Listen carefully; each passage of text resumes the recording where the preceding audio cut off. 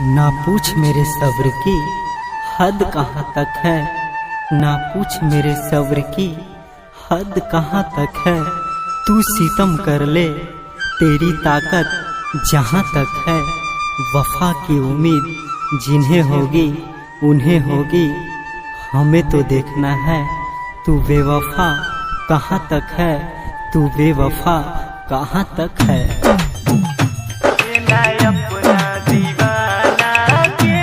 आप सुन रहे हैं VMP म्यूजिक की शानदार प्रस्तुति। म्यूजिक बाय विनय निर्मल। अपना दीवाना के दिन रतिया कन बही गे, अपना दीवाना के दिन रतिया कन बही गे।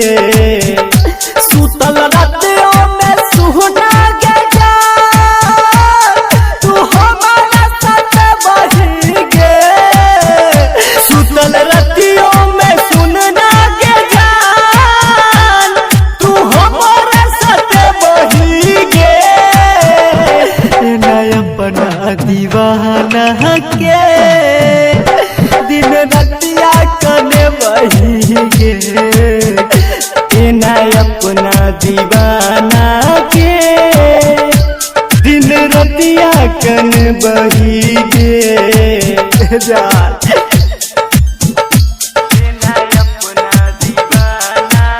म्यूजिक बाय विनय निर्मल।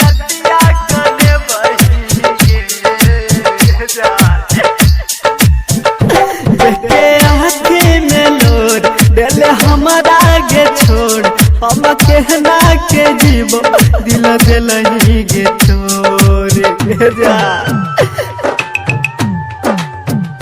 देखे आँखी में लोर दिल हमारा गे छोड़, के न सहबो जुदाई दिल दिलही गे तोर। भेलो पगला जना हमर हाल, अब तू जहन के ले बही गे। भेलै पगला जना हमर हाल, अब जानो के ले बही गे।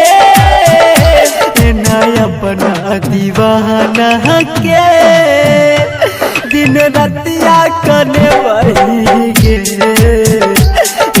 अपना दीवाना के दिन रतिया कन बही गे जान।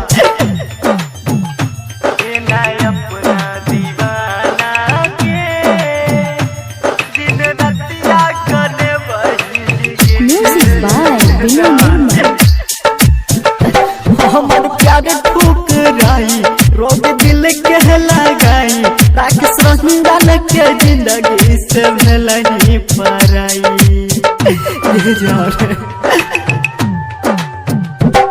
हमर प्यार ठुकराई रोग दिल के लगाई, अब देवेंद्र के जिंदगी से भलही पराई। कहनी रहमन बिना है सजनी, लागे अरथी उठ बही गे।